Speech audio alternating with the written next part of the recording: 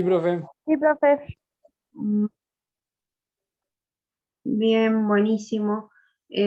Bueno, recuerden que estoy grabando la clase, va a quedar grabada para que después la puedan ver por si se escucha cortado y demás, como hemos hecho con las clases anteriores. Y ahora arrancamos en breve, estoy registrando a quienes están presentes.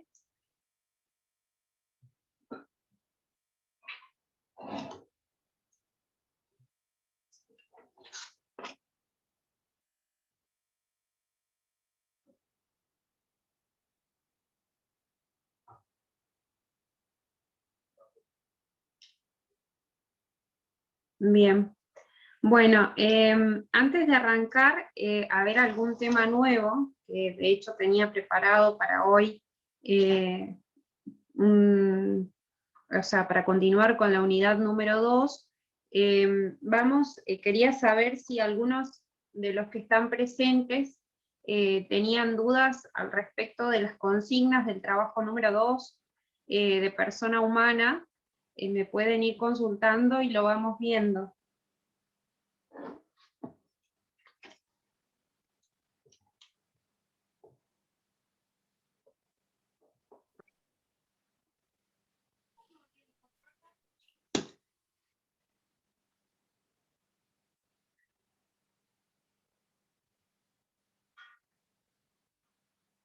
Alguien, no sé si se me escuchó lo que acabo de preguntar, de decir.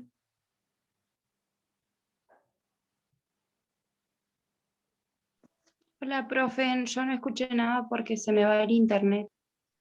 Ah, bueno, les reitero que les dije que nos íbamos a tomar unos minutitos antes de arrancar algún tema nuevo para, si ustedes, quienes aún no han presentado el trabajo, tenían dudas respecto de alguna de las consignas del trabajo número 2 de persona humana.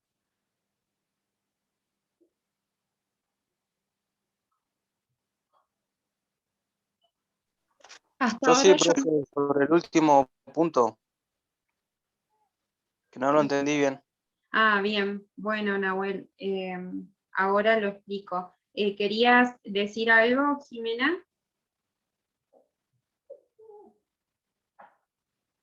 hasta ahora no tengo dudas, profe.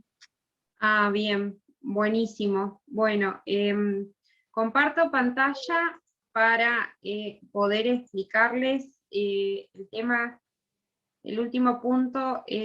No sé si todos pueden ver ahí lo que estoy compartiendo. Sí, se ve. Ah, bien, buenísimo. El último punto sería del punto 3, ¿verdad, Nahuel? Sí, sí, el punto 3. Esto, ¿verdad? Lo que dice qué carácter del nombre se ve. Todo eso. Ajá. Bueno, esa pregunta hace referencia, a ver, voy a tratar de cambiar la pantalla para compartir. La pregunta número 3, que dice qué carácter está implicado en el cambio del nombre, tiene que ver, primero hay que, a ver, a recordar cuáles son los caracteres del nombre, que hablamos que era obligatorio. Les estoy mostrando ahora el archivo de Word que corresponde con la teoría.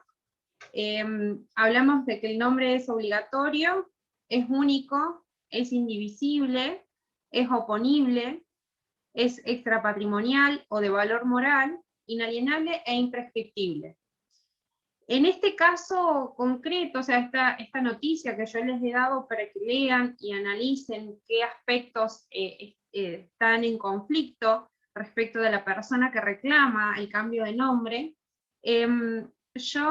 ustedes ven que como los caracteres del nombre son estos 7, y el que está implicado concretamente con el nombre es el de imprescriptibilidad. Por ahí era consciente yo al momento de hacer la pregunta que por ahí se podía complicar su interpretación, pero porque hay que leer más a fondo y analizar. El carácter de imprescriptibilidad dice que el nombre no se puede adquirir ni perder por el transcurso del tiempo. Ese es el principio general, es decir, que nosotros cuando nacemos adquirimos el nombre y luego se extingue con nosotros el nombre cuando se extingue la persona humana, pero es el único carácter que puede llegar a tener modificaciones y que puede mutar. Nosotros dijimos que el nombre es único y que es indivisible, es decir, que no se puede tener frente a cierto grupo de personas un nombre y frente a otro grupo de personas otro nombre. Todos estos son en principio, o sea, son todos los caracteres, pero el de imprescriptibilidad, vieron que acá dice, de otro modo se afectaría, o sea, si se adquiere o se puede perder con el tiempo el nombre, se afectaría el principio de inmutabilidad. En este caso, se está afectando este carácter y está implicado este carácter de imprescriptibilidad, porque precisamente el nombre está... Consulta 700, Aníbal Pablo. Profe, Sí, yo le hice mal a ese punto, le puse oponibilidad. sí, y vos... No entendí mal la bien, bien. De igual manera, sí, a ver, yo por eso les dije, fui consciente al momento de hacer la pregunta de que era una de las más que les podía llegar a ocasionar más dudas. Pero yo me gustaría escuchar, Eliana, tu respuesta, o sea, ¿por qué considerás? Porque, o sea, lo que puedas llegar a fundamentar, lo que puedan llegar a fundamentar, si lo fundamentan en base a la teoría, y está bien explicado, o sea, no se los voy a tomar como mal la respuesta. La idea es que puedan distinguir y todo lo que respondan, que lo puedan fundamentar, y por qué dicen que es así. ¿Te animás a contarnos, Eliana, por qué consideraste esta respuesta de oponibilidad?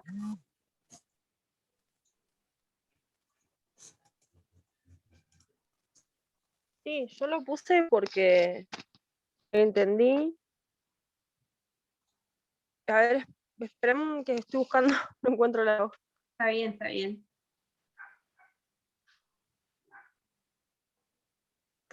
Claro, lo entendí como que qué carácter del nombre se ve implicado en el cambio del mismo. Entendí ahí no me salen las palabras. ¿Qué consecuencias habría? Sí, algo así lo entendí, nada que ver. No, pero está, o sea, desde el punto, mira, no está mal tu respuesta. Yo apuntaba, es lo que les digo, apuntaba que me respondan imprescriptibilidad, pero si contestaste oponibilidad, también está bien porque, o sea, si lo fundamentaste así como me lo estás diciendo, el nombre es oponible frente a todos, es el nombre que vamos a tener en todo momento para todas las relaciones jurídicas o no jurídicas, personales, frente a cualquier persona. Entonces, si lo respondiste de esa forma, no está mal. Le puse que consiste en la posibilidad de usar el nombre frente a todos. Claro, y tiene que Eso. ver, está relacionado con cuando hablamos de que la otra de las preguntas en este caso era de qué derechos qué derechos estaban implicados también. A ver, dejo de compartir esta pantalla y les muestro, a ver dónde está, acá está el trabajo.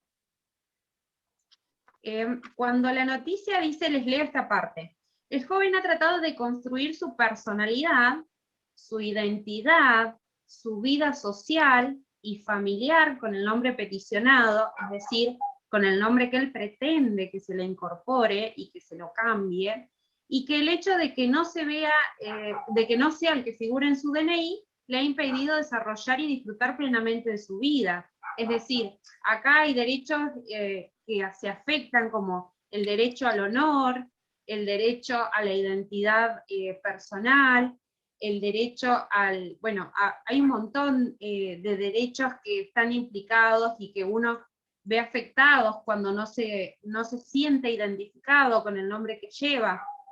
Por eso, si lo pusiste así está bien, pero yo quiero que, o sea, pretendía mucho igual con la pregunta, pero bueno, por eso creo que estoy compartiendo la misma. Por eso me estoy tomando el tiempo de explicarles que, bueno, al principio, imprescriptible, como lo dice, no se puede adquirir ni perder con el tiempo. Esto nos da la pauta de que el nombre va a ser siempre el mismo y que no tendría por qué cambiar, ¿no? Salvo, pero bueno, hay excepciones, por eso yo les puse acá. El nombre no puede adquirirse ni perderse por el transcurso del tiempo, pues de otro modo se afectaría el principio de Profe. inmutabilidad. Sí. Disculpe, ¿ahí también había que responder con nuestras palabras? ¿O directamente copiar la partecita eh, esa? No, todas las respuestas yo les dejo libertad en cuanto a la forma de redacción de las respuestas. Yo lo que busco, o sea, con todos los trabajos y consignas que realizo, es que ustedes puedan identificar de qué estamos hablando. Es como le dije a Liana recién, si ustedes pudieron fundamentar y yo lo puedo ver que está interpretado el contenido, no se los voy a tomar como mal a la respuesta. Pero bueno, yo les quiero explicar esta situación. Si vos, Selva, pusiste y fundamentaste de alguna manera similar o parecida, o con tus palabras, o buscaste en el teórico a qué hacía referencia la pregunta, lo voy a tomar a la respuesta. Pero bueno, esto es lo que les quería decir, que se afectaría, si se cambia el nombre, se afectaría al principio de que es inmutable. Es decir, que las personas lo puedan estar cambiando, porque antes era imposible cambiar el nombre, y eran procesos muy complicados de llevar a cabo en la justicia. Hoy en día se ha ampliado esta posibilidad para que todos puedan sentirse identificados y puedan llevar un nombre que los identifique. Acuérdense también, y esto es muy importante porque han tenido por ahí confusión en el primero de las letras del crucigrama, que yo les digo es el nombre que se adquiere por filiación. Hemos visto que el nombre no solo se compone del nombre de pila, que es el que llevamos todos y nos identifica a cada uno, sino también se le llama nombre al apellido, por más, uno está acostumbrado a decir nombre y apellido, pero el nombre jurídicamente es nombre de pila y apellido en su conjunto, o sea, todo eso va a componer el nombre. Entonces, bueno, eso les termino de cerrar la idea de imprescriptibilidad. Está afectado este principio porque muta, cuando el mismo principio nos dice, el nombre no se puede adquirir ni perder por el transcurso del tiempo, y al cambiarlo, estaría cambiándose, se estaría adquiriendo por el transcurso del tiempo otro nombre. Pero yo les he puesto acá, salvo casos de desconocimiento de identidad, o sea, cuando una persona no conoce su origen, por delitos en los que se haya incurrido, como por ejemplo sustracción de menores al nacer, o crímenes cometidos durante las dictaduras cívico-militares, que se ha permitido. En estas situaciones, la justicia a lo largo de los años ha establecido que no es necesario que las personas que demuestren desconocer sus orígenes tengan que, como requisito, fundamentar. Eso también lo dice el artículo 69 del Código. Y bueno, les puse también acá que se puede cambiar por situaciones a criterio del juez que afecten la personalidad del individuo. Esto es importante porque volvemos a lo que estamos hablando al principio, que es la forma en que nosotros nos vamos a sentir identificados. Por eso, Eliana, lo que vos pusiste de oponibilidad, si lo fundamentaste como me lo estás diciendo, tampoco está mal, pero bueno, ahora les va a quedar la respuesta, y ya más o menos, más allá de que muchos me van a poner ahora imprescriptibilidad de las personas que aún no han presentado el trabajo, lo que voy a evaluar de ahora es la forma en que me lo responden, porque si ya hemos sacado las dudas, o sea, yo lo que pretendo es eso, por eso les digo, Selva, Eliana, y a cualquiera que me conteste de otra manera, no tomo respuestas tajantes en la exigencia, sino cómo lo fundamentan. Sí. No sé quién habló. Yo lo puse, Eliana, Ajá, bien. puse, se ve implicado la oponibilidad y al lado le puse 2 puntos, consiste en la posibilidad de usar el nombre frente a todos. Ujú. Y ahora le agregué, serían las consecuencias. Para mí serían Claro. como las consecuencias, ¿no? Sí, está Pero bien. eso no lo agregué. Está bien, está bien. ¿Pero está bien? Pero sí, está bien, porque vos fíjate, a ver, yo creo que todo lo que yo veo lo comparto y no, ahora les comparto, ¿dónde está? Acá. La noticia, en esta parte que dice, el joven ha tratado de construir su personalidad. Y dice, con el nombre peticionado, o sea, con el que la persona que está pidiendo el cambio de nombre quiere que lo llamen de esa manera. Entonces, dice, el hecho, acá está lo que vos me decís, Eliana, por eso no está mal. El hecho de que no sea el que figura en su DNI, o sea, no lo puede oponer frente a todos. ¿Me explico?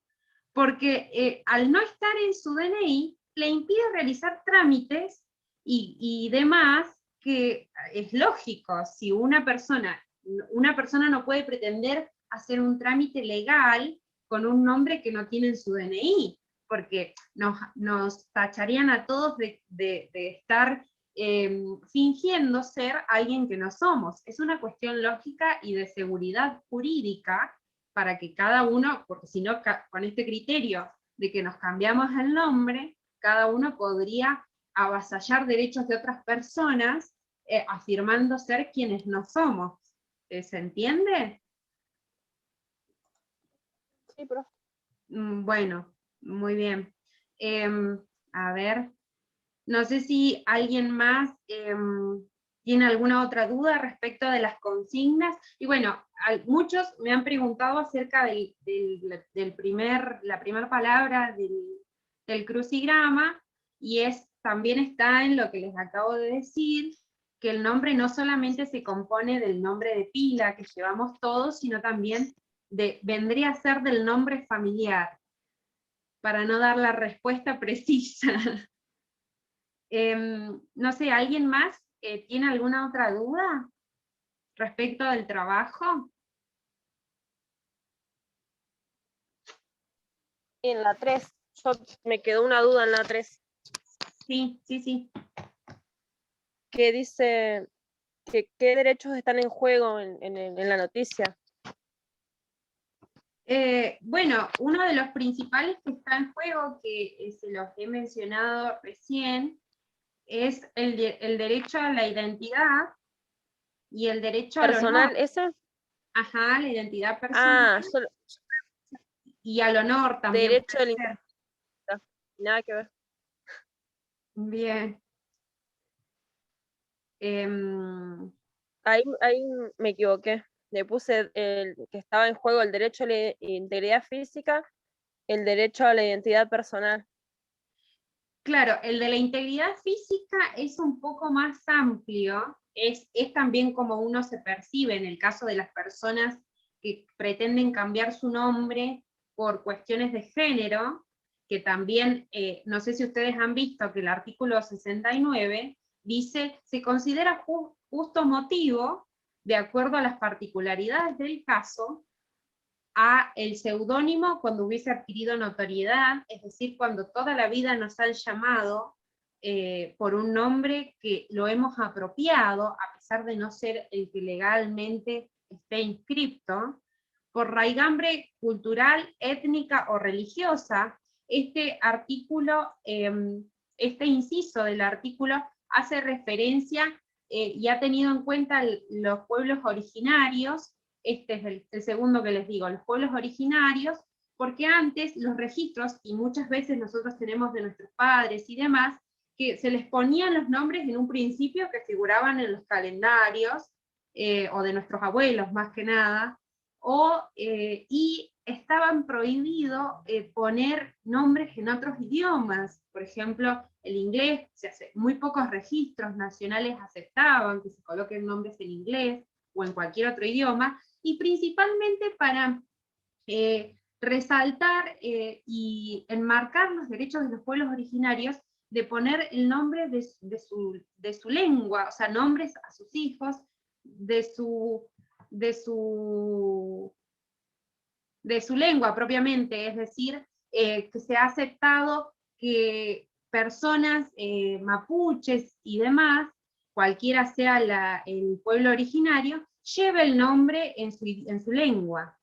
Yo he tenido la posibilidad de conocer muchas personas que han cursado conmigo la carrera, que son de pueblos originarios, precisamente mapuches y entre otros, en Tucumán también, y han tenido sus hijos y han tenido la posibilidad de ponerles el nombre en su lengua natal. Entonces esto antes no se permitía. Y después, el tercer inciso dice, otro motivo que justifica el cambio de nombre es la afectación de la personalidad de la persona interesada. Por eso les digo, uno de los derechos es el derecho al honor, porque es el derecho al honor, al buen nombre y demás de la persona que pretende el cambio de nombre, y el derecho a la identidad personal, es decir, cómo me siento yo identificado como persona. Y bueno, y acá dice, cualquiera sea su causa siempre que se encuentre acreditada. Y por último, como párrafo aparte, esto es lo que yo les dije hace rato, el juez no va a requerir una justificación, se consideran justos motivos y no requieren intervención judicial, o sea, en estos tres casos mencionados anteriormente, los tiene que evaluar el juez. El inciso A, el inciso B y el inciso C los evalúa el juez al momento de cambiar el nombre. Pero no se requiere intervención judicial, es decir, que forme parte un juez para que determine si puede o no cambiarse el nombre. El cambio de prenombre por razón de identidad de género, que acá podría entrar lo que vos me decís, Eliana, de integridad física, porque es el cambio por cuestiones de identidad de género también implica cómo se ve la persona físicamente también, y el cambio de prenombre y apellido por haber sido víctima, esto es otro de los motivos, de desaparición forzada, apropiación ilegal, o alteración o supresión de estado civil o de la identidad de la persona. Por eso te digo que si pusiste integridad física, desde este punto que yo te lo estoy mencionando, no estaría incorrecta la respuesta. Bueno. Bueno, no sé alguna duda más, o algo que quieran comentar, o algo que se les haya complicado en resolver.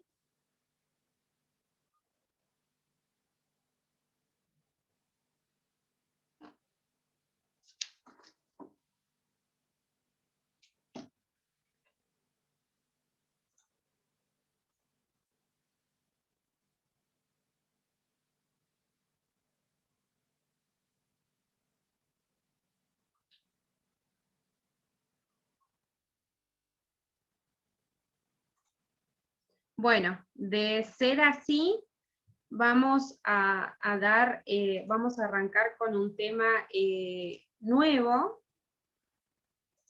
A ver, aguárdenme un segundo. Bien, a ver. Díganme si ahí se puede ver la diapositiva. Sí, se ve. Sí, Bien. profe, se ve. Bueno, de igual manera, antes de empezar con este tema nuevo, me gustaría decirles, y bueno, lo voy a publicar igual en el grupo, que cualquier duda que tengan con el trabajo, que queda pendiente a quienes queda pendiente de entrega, y a quienes me entregaron también lo pueden corregir. Eso, de que me consulten si tienen dudas. ¿Qué horario le podemos escribir, profe? ¿Cómo? ¿De 08? ¿A partir de las 8? ¿De qué horario le podemos consultar? En cualquier horario, siempre que... ¿Después de las 8? Sí, yo no tengo drama yo arranco mi día temprano, si recibo alguna consulta en un horario temprano no tengo problema. Por ahí soy un poco resentida del fin de semana, pero porque lo tomo muy de descanso, pero el resto no hay problema con eso. Bueno, gracias. Bueno, pasé la diapositiva sin querer. Bueno, como les decía, íbamos a empezar a ver un tema nuevo. Hemos visto en esta, o sea, hemos analizado las personas humanas y sus atributos, los caracteres de los atributos, y también cuándo comienza su existencia, cuándo se extingue la persona humana. Ahora nos toca hablar en iguales condiciones sobre las personas jurídicas.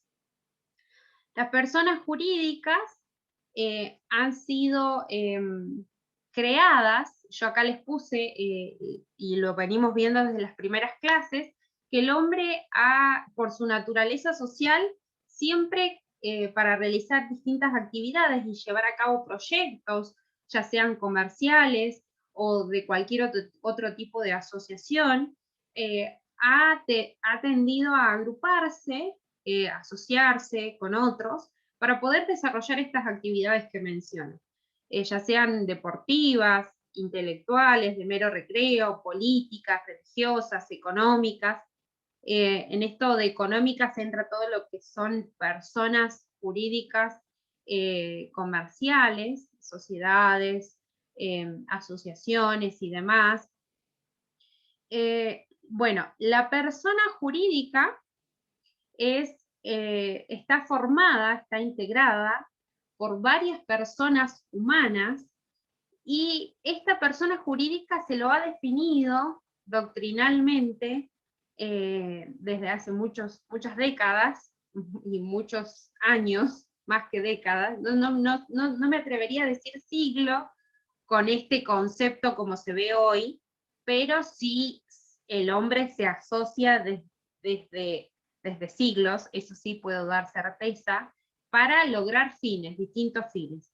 La persona jurídica es definida como aquel ente formado por personas humanas distintas, a los que el ordenamiento jurídico le reconoce una personalidad propia, para adquirir derechos y contraer obligaciones.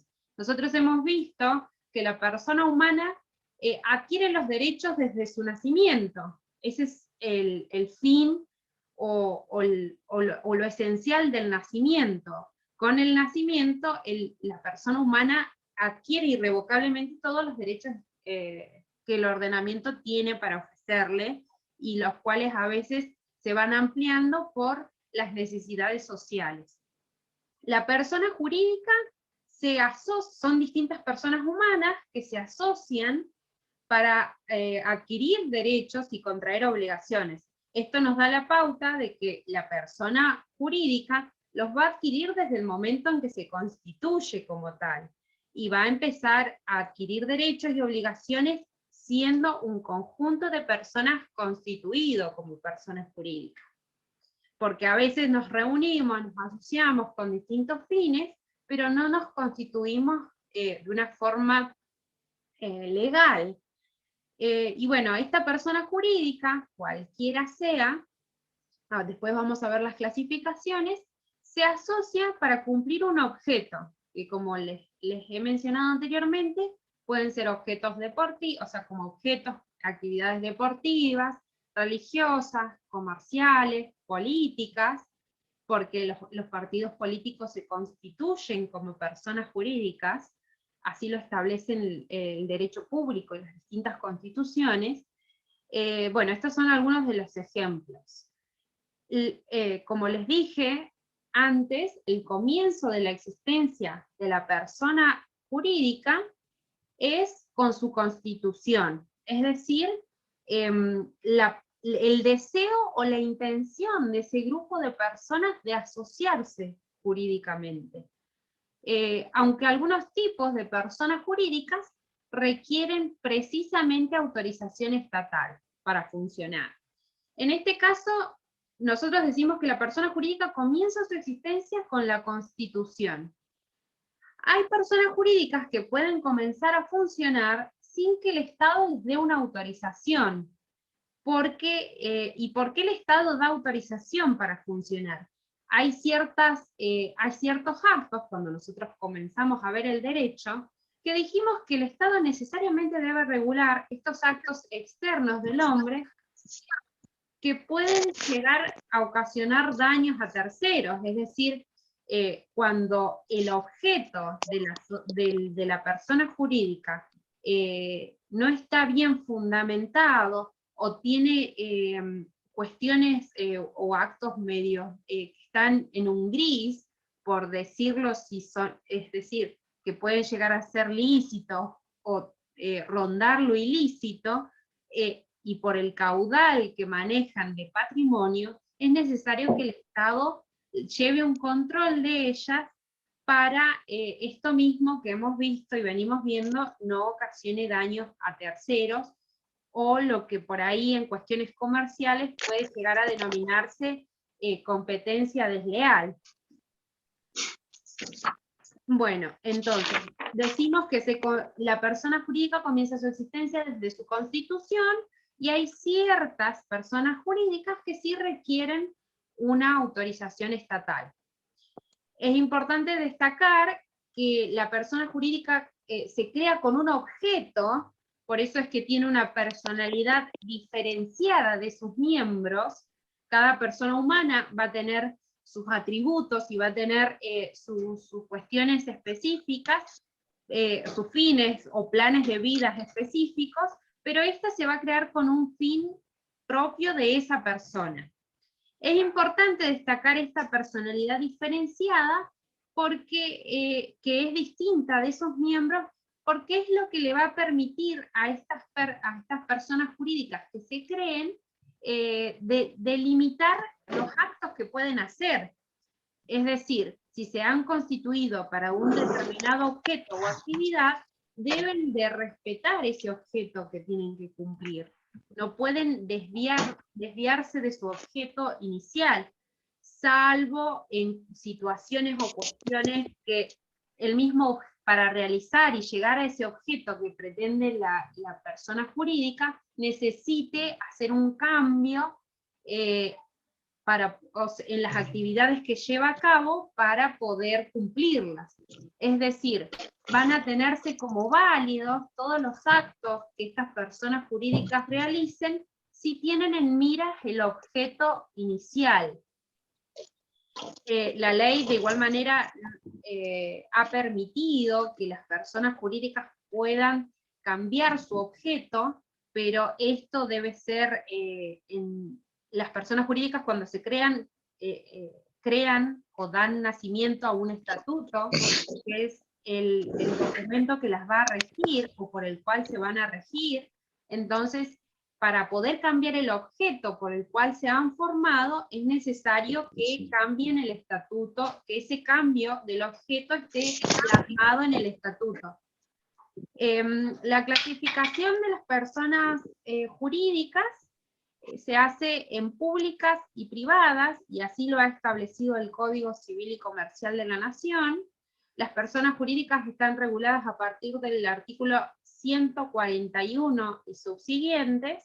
Las personas públicas, podemos mencionar el Estado Nacional, las provincias, la Ciudad Autónoma de Buenos Aires, los municipios, las entidades autárquicas. Cuando se habla de entidades autárquicas, son órganos del Estado que el Estado mismo, en sus funciones de control y de regulación social, ha descentralizado ese poder en otras autoridades, y como autoridades autárquicas podemos mencionar el Banco Central de la República, la AFIP, entre otros. Y también es persona pública la Iglesia. Hay muchas otras personas públicas más, como por ejemplo los estados extranjeros, y cualquier otra entidad autárquica u organismo del Estado que se cree con fines públicos. Luego hablamos de las personas privadas. El código menciona las sociedades, las asociaciones civiles, las fundaciones. Fíjense que acá yo he puesto las iglesias en ambas personas, públicas y privadas. Pero es importante destacar que se considera, se considera la iglesia como persona pública a la iglesia católica solamente, que es la persona que el Estado, en un primer momento, yo siempre les insisto en esto de que el derecho es dinámico. Cuando se crea la Constitución en 1853, estamos hablando de hace más de un siglo, las cuestiones y creencias y la intensificación y participación que tenía la iglesia en las decisiones estatales y sociales era mucha. El Estado estaba muy intervenido, y bueno, lamentablemente a mi pesar, sigue teniendo mucha intervención la iglesia en cuestiones políticas y decisiones políticas sociales. Bueno, la Iglesia Católica en el artículo 2 de la Constitución establece que es el culto que sostiene el Estado. Fíjense de injusta y retrógrada que es esta norma que establece nuestra Constitución Nacional, porque establece, yo les hablo siempre de que cada persona debe llevar su plan de vida, y nos impone el sostenimiento del culto católico a todos los individuos, o sea, personas y integrantes y ciudadanos de la sociedad, aunque no la profesen, porque de los fondos públicos que el Estado recauda y por los cuales el Estado se sostiene, que luego no quiero introducirme en un debate político, pero de todos los ingresos públicos que deberían ser distribuidos equitativamente a la sociedad y demás, estamos sosteniendo todos los ciudadanos una religión que es del ámbito privado de cada persona. Esto lo hemos visto cuando hemos analizado el artículo 19 de la Constitución, los actos internos, las acciones internas, los actos externos. Entonces, a mi criterio, la reforma constitucional es muy difícil de lograr, pero la última reforma, porque requiere un quórum y una comisión redactora, con una ley que determine cuáles son las necesidades de reforma, por eso es muy difícil de lograr, pero la última modificación de nuestra Constitución es del año 1994, es decir, hace 26 años, y aún en esa época seguía habiendo mucha influencia del Estado. No sé quién tiene el micrófono abierto, pero por favor, si lo puede silenciar. Sí. No sé quién me habló. Eso iba a decir, que alguien tenía el micrófono abierto. Sí, porque por ahí se escucha y me cuesta, no quiero terminar gritando. Y además se escucha molesto. Bueno, es lo que les mencionaba, que las iglesias, a mi criterio, es una opinión personal, hay mucha gente en la actualidad que no comparte lo que yo estoy diciendo, las iglesias deberían ser todas, para mí, personas privadas, porque son cuestiones que manejan ámbitos privados y que no estamos todos obligados, o no todos tenemos por qué cargar con actos internos de las personas que los profesan. Yo estoy hablando, y les reitero, sin ánimo político, sin ánimo de discutir religión y demás, porque por algo son actos privados de las personas, pero bueno, es una crítica que les quería realizar. Después, las mutuales, nosotros hemos visto, y de hecho acá hay varias mutuales, por ejemplo, mi madre, que es docente, ella forma parte de la mutual docente, que es llamada Mudón, y que cumplen distintas funciones a los asociados, las cooperativas también, y de novedoso que trae el código nuevo es el consorcio de propiedad. Cuando esto, bueno, acá no se da, porque no hay barrios privados, porque no hay edificios, o cuestiones comunes, pero el consorcio de propiedad se debe constituir cuando hay lotes o departamentos que tienen espacios comunes, que comparten ascensores, que comparten, por ejemplo, en barrios privados, que hacen sus propios gimnasios, sus propias calles y circulaciones internas del barrio, que hacen espacios de recreación y demás. Cada consorcio de propiedad se le denomina a la asociación de personas que deben llevar un estatuto en común para regular las normas internas de esa convivencia. Al haber espacios comunes, esto se tiene que regular porque se comparten, entre todos los que que son propietarios de alguna parte de ese dominio. Entonces es algo nuevo, porque en el viejo código el consorcio de propiedad no estaba tipificado como persona jurídica privada. Bueno, esta es la clasificación de las personas en públicas y privadas. Es lo que les vengo mencionando, que es la asociación de personas humanas con un fin determinado. Y todos los actos que estas personas realicen o necesiten realizar es para cumplir un fin específico.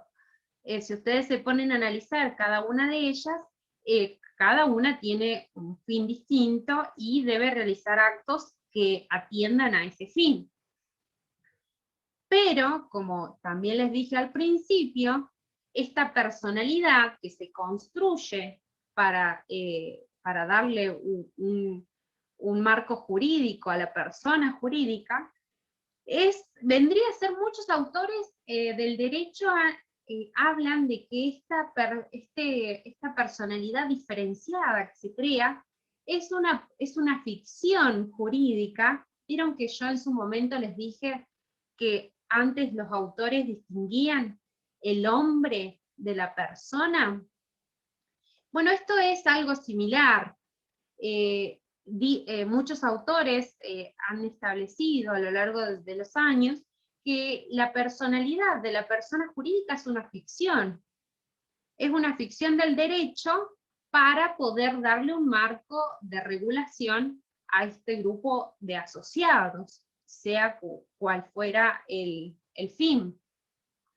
Pero bueno, esta personalidad que se crea diferenciada de la de sus miembros, también tiene atributos y coinciden, fíjense, con los de la persona humana. Por lo tanto, los caracteres van a ser los mismos, pero bueno, tiene ciertas particularidades porque esta personalidad es de un ente, de una ficción jurídica que se crea con ciertos fines. En cuanto, bueno, mencionamos el nombre, la capacidad, el domicilio y el patrimonio. Quiero dejarles marcado y distinguido que el patrimonio, las personas humanas poseen patrimonio, pero lo dejé para que lo estudiemos en esta parte al patrimonio, porque las personas jurídicas, sean públicas o privadas, requieren y necesitan para su constitución un patrimonio, es decir, es indispensable para su creación. En cambio, las personas humanas nacemos, adquirimos derechos, pero no es necesario que esté constituido un patrimonio para nuestra existencia. La persona recién nacida carece de patrimonio. en su totalidad, porque el patrimonio es definido como el conjunto de bienes y derechos y deberes u obligaciones de una persona que lo integran. Cuando nosotros nacemos, somos personas por nacer y nacemos con vida, adquirimos una parte del patrimonio, adquirimos derechos, no adquirimos el resto que compone el patrimonio, que son obligaciones, deberes y demás. Por eso lo he dejado para analizarlo en esta oportunidad. Como les dije, el patrimonio es indispensable para la creación de las personas jurídicas, ya que con él puede lograr su objeto, es decir, lo que le dio motivo a su creación. Ahora vamos a analizar las los distintos atributos de la personalidad, entre ellos el nombre. Decimos que el nombre es lo que lo hemos analizado desde la persona humana como aquel que distingue a una persona, en este caso cumple la misma función. El nombre es la identificación de la persona jurídica, pero la ley exige, en el caso de las personas jurídicas, que además del nombre se agregue el tipo de persona. Yo acá les puse el tipo de sociedad dándoles un ejemplo, pero requiere que además del nombre que identifique a la persona, que lleve el tipo de persona jurídica de que se trata. Les puse acá que se puede conformar el nombre de la persona jurídica con un nombre de fantasía, es decir, cualquier nombre que no sea real, o sea, que no identifica a una persona humana, con el nombre de una persona humana, es decir, los que nos identifican a nosotros como personas, y en este caso hay ciertas particularidades, hay ciertas personas jurídicas que permite que lleven el nombre solo de las personas que tienen cierta responsabilidad al momento de enfrentar las obligaciones que contrae. Es decir, cuando hay ciertas sociedades que permiten solo, por ejemplo, las sociedades comanditas simple o comanditas por acciones, hay dos tipos de socios que intervienen, que uno es el socio comanditado y otro es el socio comanditario, y la ley solo permite que lleve el nombre de los socios comanditados, porque estos socios son los que van a responder frente a todas las obligaciones ilimitadamente con su patrimonio, además del patrimonio de la sociedad, con el patrimonio propio de la persona humana. Entonces, por eso, para no confundir a las personas que contraten con estas personas jurídicas, se deja que se incorpore solo el de un tipo de socios. Por eso, legalmente, esta denominación se llama razón social. Es cuando lleva el nombre de una de las personas que tienen cierto tipo de responsabilidad. Y bueno, esto les puse también que siempre debe llevar el tipo, disculpen, el tipo de persona jurídica que es. En el caso de los estados y de los órdenes de estado, no es necesario, porque ya cada provincia, el estado nacional tiene su nombre, y cuando se hacen distinciones, hay personas que los representan y que no es necesario que se distinga qué tipo de persona es, porque están reguladas de esa forma. No hay otra posibilidad de confusión con este tipo de personas. En cambio, las personas jurídicas privadas, que por ahí más que nada se dedican al comercio y demás, sí puede llegar a generar confusión el nombre que lleven, porque quizás haya otras personas jurídicas que tengan el mismo nombre, o que un socio, o sea, que una de las personas que es socia de una sociedad, por decirlo así, sea socia también de otras personas jurídicas. Entonces hay toda una serie de regulación en cuanto a lo que se puede o no colocar como nombre. Pero bueno, no quiero entrar en ese tema porque es demasiado amplio, llevaría muchas horas y demás. Solo decirles que el nombre de la persona jurídica es lo que identifica a la persona jurídica y que en ciertos casos debe llevar el tipo de persona que se trate. La capacidad sí es muy importante resaltarles que tanto nosotros cuando vimos la capacidad de la persona humana vimos que tiene dos tipos de capacidad. Capacidad de derecho y capacidad de ejercicio, también llamada por algunos autores y la doctrina en general, de hecho, de ejercicio o de hecho. El código la menciona como capacidad de ejercicio. En este caso, las personas jurídicas, la capacidad en general, ya sea de derecho o de hecho, está limitada. Está limitada a precisamente el objeto que tiene esa sociedad. Es decir, esta capacidad de las personas jurídicas solo va a adquirir derechos y va a contraer obligaciones solo respecto de los actos que me lleven a cumplir ese objeto por el cual se han formado. Es decir, por ejemplo, son amplios de igual manera, pero por ejemplo, una sociedad comercial o una empresa, por ahí va a tender a realizar actos comerciales. Una asociación, fundación, una iglesia, por ahí los actos comerciales no van a ser el habitué de sus actos para cumplir el objeto, porque estaría yendo más allá de lo que para lo cual se han creado, porque si no, con ese criterio, todas las personas jurídicas podrían abarcar todo tipo de actos, todo tipo de actividades, y no sería ilógico el sentido de delimitar el objeto. Por eso se habla de un principio de especialidad, es decir, que la persona jurídica va a ser capaz para todos los actos específicos o que lleven a la obtención o alcanzar su objeto para el cual se han formado. No sé si esto se logra entender lo que les intento explicar.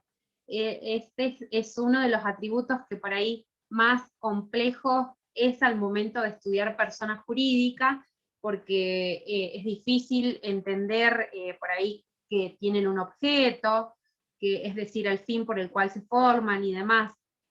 No sé si alguien me puede responder, si se logró entender.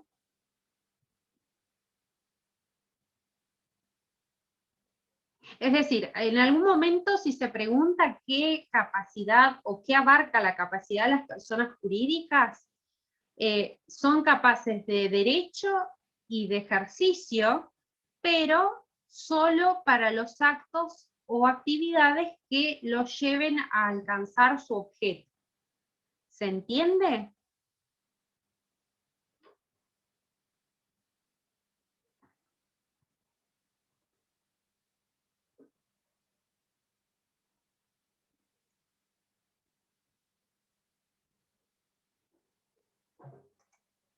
Bueno, en cuanto a el domicilio, la persona jurídica también debe constituir un domicilio a fin de poder llevar a cabo los actos para el cumplimiento de su objeto. Volvemos a decir lo que hemos mencionado anteriormente, es decir que se debe constituir legalmente en ese estatuto, que en un primer momento se redacta y se forma para establecer las reglas o pautas que debe llevar la persona jurídica.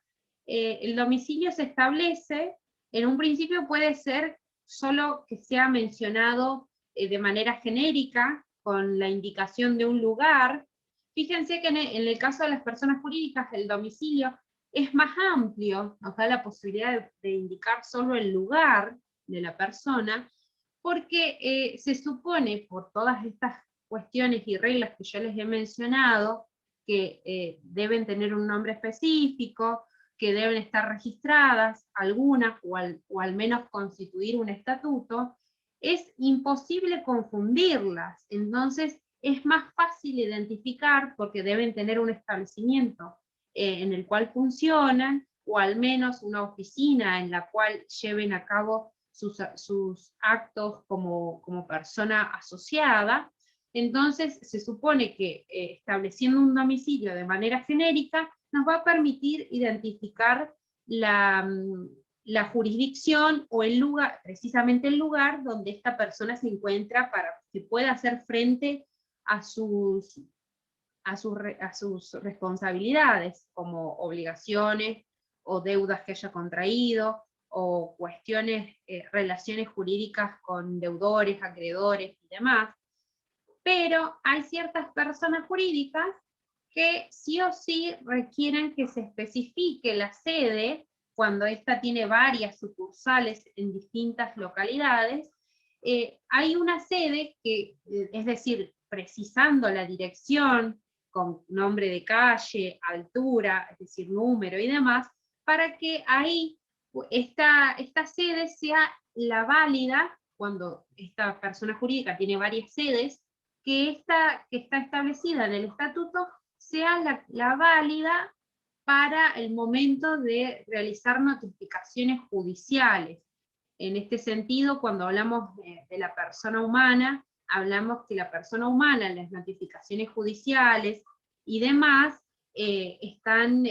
para eso la persona humana debe establecer y constituir un domicilio especial. En el caso de las personas jurídicas, no se habla de clasificación de domicilio en general, legal, real o especial, sino simplemente de domicilio, porque es más fácil designar a un grupo de personas, y en el caso de que tenga varias sedes en distintos lugares, en distintas jurisdicciones, sí se debe especificar una a los fines de notificaciones, ya sean judiciales o administrativas, que requieran las autoridades. Vamos a dejar hasta acá la clase. No sé si, reitero la pregunta, no sé si se ha logrado entender todo lo que o lo que he explicado hasta ahora de persona jurídica. Les digo que dejamos hasta acá la clase porque en cualquier momento se nos va a cortar la reunión, y quiero saber si se va entendiendo el tema.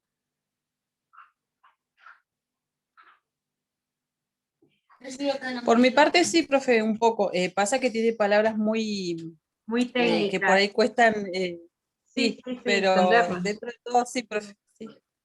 Sí, yo, bueno, les reitero, cuando me escuchen decir palabras muy técnicas, no duden en frenarme. Yo con el tema de que comparto pantalla no estoy viendo quién está hablando, ahora dejé de compartir y los puedo observar a todos, pero no duden en preguntarme, porque a mí me cuesta mucho sacar de mi léxico o de mi lenguaje cuestiones que ya tengo muy afianzadas. Y es necesario que ustedes, por eso yo trato de explicarles y darles ejemplos, o buscarles ejemplos, o comparar los institutos jurídicos con lo que por ahí nosotros tenemos percepción más fácil, la realidad y demás, para que no se me pierdan en los temas. Por eso les digo, es muy importante que me frenen, que me paren, que me consulten. Si no se animan a hacerlo así en vivo, no hay problema con eso. Me escriben un mensaje, me mandan un audio y me preguntan. Bueno, la próxima clase, les reitero que sigo a su disposición, he dado como fecha límite y sin excepciones hasta el otro 9, hasta el miércoles 9 de junio, pero muchos ya me han entregado, muchos faltan.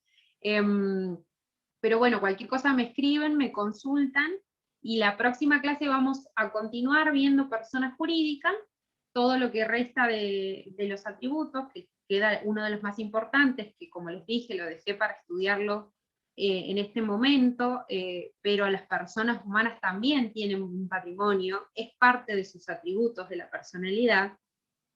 pero lo vamos a ver en su función y finalidad acá, junto con personas jurídicas. Era importante dejarlo para estudiar con personas jurídicas, porque como les dije, a diferencia de las personas humanas, las personas jurídicas sí o sí necesitan de un patrimonio para constituirse, porque es el que le va a dar la posibilidad a las personas jurídicas de concretar su fin para el cual se han formado. Entonces, bueno, por eso lo dejé para estudiarlo acá. Vamos a continuar viendo eso, y otro tema que vamos a seguir viendo es la clasificación y conceptualización de los bienes que forman parte del patrimonio. Bueno, los dejo hasta acá. Cualquier cosa, les insisto, escríbanme, pregúntenme, consúltenme. Yo no tengo problema, como bueno, Nahuel creo que me preguntó los horarios, yo mientras sea de lunes a viernes hasta las 11:40 respondo. Y por ahí, bueno, si estoy, me ven despierta y demás, a veces me han escrito un poquito más, pero bueno, siempre les digo que sea ubicado el horario. A las 3 de la mañana, 2 de la mañana, seguramente no les voy a responder un mensaje. Pero sí, no duden en escribirme, estoy para eso. Que estén muy bien. A quienes no han presentado los trabajos, esta clase, algunos de sus compañeros han sacado dudas, va a quedar grabada, la voy a subir cuando se termine de convertir el archivo. Así que bueno, nos vemos el próximo miércoles, y cualquier cosa me escriben, o al grupo, por privado, como prefieran. Hasta luego. Chau, profe. Chao. Chau. Chau, profe. Hasta luego.